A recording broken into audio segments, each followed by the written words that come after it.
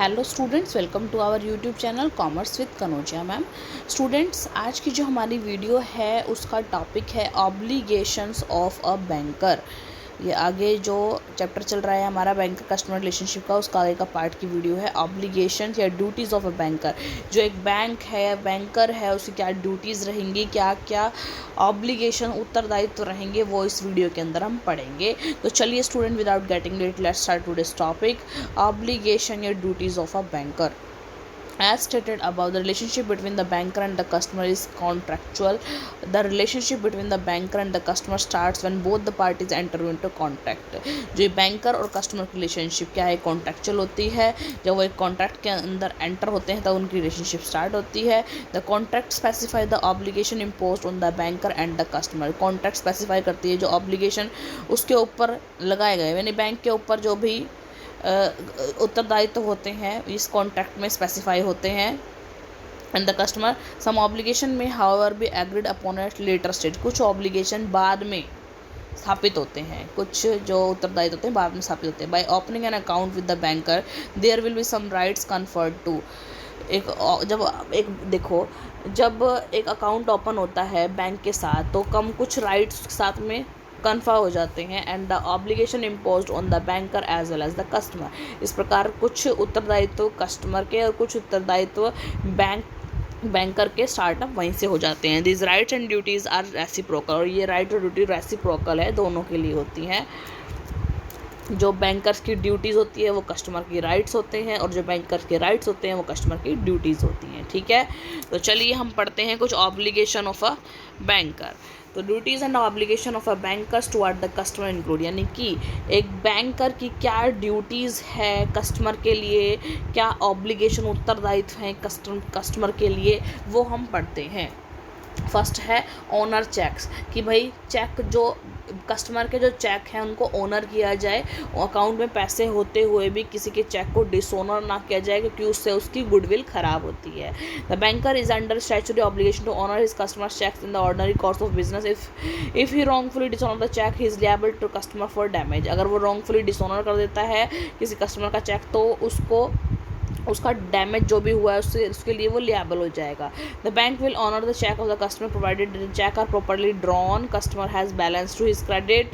ये सब कुछ देख के and loan contract has been signed and no legal restriction are attach to the customer fund. कोई लीगल जो रेस्ट्रिक्शन है वो उस कस्टमर के फंड में तो अटैच तो नहीं है। ये सब चीज़ देखना है, यानी चेक ढंग से देख कर ऑनर करना है उसका।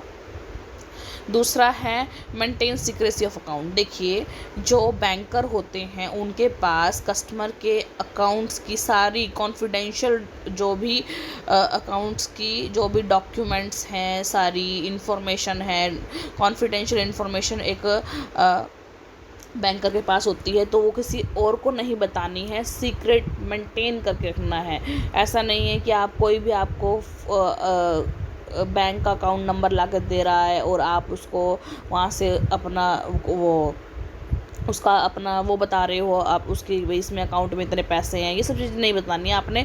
जो सीक्रेसी है, जो कॉन्फिडेंशियल चीज़ें हैं वो कॉन्फिडेंशियल बना कर रखने हैं। The customer's account details are recorded in the books of the banker and the true state of financial dealing is available with the banker. If any of this facts are made known to others the customer's reputation might suffer and he might incur loss. देखिए, अगर मान लो कभी कभार ऐसा होता है, businessman है कोई, मान लो उसके अकाउंट में बहुत कम पैसे, वो भी उसकी गुडविल को ख़राब कर रहा है कि भाई इसके पास कुछ है तो है नहीं, आगे कोई भी इन्वेस्टर जो होगा उसके बिज़नेस में इन्वेस्ट नहीं करना चाहेगा। ठीक है, इस तरीके से। और किसी के भी बैंक की पर्सनल डिटेल्स, कि उसमें कितना पैसा है कितना नहीं पैसा है, आप बताएं, किसी को नहीं बताने। बैंकर को ये चीज़ें कॉन्फिडेंशियल रखनी है, क्योंकि इससे सामने वाले पर्सन को काफ़ी डैमेज हो सकता है। और भी कोई अदर डॉक्यूमेंट्स रिलेटेड जैसे डॉक्यूमेंट भी वहाँ पर हमारे सबमिट होते हैं, वो भी आपको किसी को प्रोवाइड नहीं करने हैं। ठीक है, तो बैंक की ये ड्यूटी बनती है। आगे है स्टैंडिंग ऑर्डर। स्टैंडिंग ऑर्डर देखिए, it is a duty of the bank to abide by the standing order of the customer in making periodical payment on his behalf, such as club, library, insurance premium. Standing orders यानी time to time जो भी उनको payment करनी है customer के behalf पे, वो time to time करता जाए। ठीक है, ताकि उनकी कोई भी जो पेमेंट है वो डिले ना हो। Keep a proper record of transaction, जो भी आप ट्रांजेक्शन कर रहे हो, जितनी भी ट्रांजेक्शन हो रही है क्लाइंट्स की, टाइम टू टाइम करो। कोई भी ट्रांजेक्शन छोड़नी नहीं है, चाहे वो डिपॉजिट की हो, चाहे वो विड्रॉल की हो, ठीक है।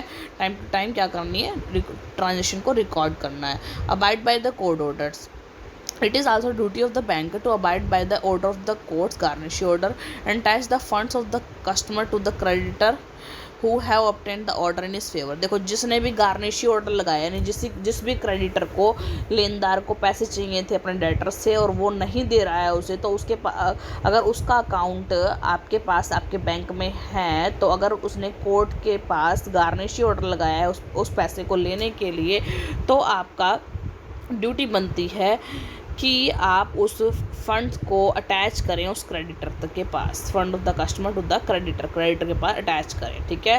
Beside the banker has certain other duties to at the customer, कुछ और भी बैंक्स की ड्यूटी बनती है कस्टमर के लिए, जैसे कि pay bills as per instruction of the bank, bill को पे करना, प्रॉपर सर्विसेज प्रोवाइड करना, act as per the direction given to the customer, जो भी कस्टमर ने डायरेक्शन दी उस अकॉर्डिंग काम करना, पीरियोडिकल स्टेटमेंट प्रोवाइड करना, informing customer to state of the account, customer को अपनी इन्फॉर्मेशन जो चाहिए होती है वो प्रोवाइड करें। Not release the article item to the customer third party without the due authorisation, कोई भी आर्टिकल या कोई भी आइटम है किसी कस्टमर को ना प्रोवाइड करें उस कस्टमर की ऑथराइजेशन की, इस थर्ड पार्टी को नहीं प्रोवाइड करनी है आपको उसकी ऑथराइजेशन के बगैर। तो ये कुछ स्टूडेंट, ये कुछ हमारे ऑब्लिगेशन या ड्यूटीज़ हो गई बैंक्स की, जो बैंक जो हमारा कस्टमर ने विद ड्यू मतलब जो फेथ के साथ आपके साथ एक अकाउंट खुलवाया है, तो आप उसे फेथ को बनाए रखिए, और जो चीज़ें हैं यहाँ नहीं करनी है आपको वो नहीं करनी। कस्टमर के साथ में एक अच्छा रिलेशनशिप क्रिएट करके रखना है और कुछ ड्यूटीज़ निभानी है कस्टमर के लिए आपको। तो ये कुछ ड्यूटीज़ थी, कुछ ऑब्लिगेशन थी बैंकर के toward the customer. I hope student आपको ये वीडियो अच्छी लगी होगी, आपका टॉपिक क्लियर हुआ होगा। अगर स्टूडेंट आपको वीडियो अच्छी लगी हो, आपका टॉपिक क्लियर हुआ हो, ज़्यादा से ज़्यादा मेरे वीडियो को लाइक कीजिए, शेयर कीजिए, कमेंट्स कीजिए और ज़्यादा से ज़्यादा मेरे चैनल को सब्सक्राइब कीजिए। Commerce with Kanoja ma'am. Thank you students.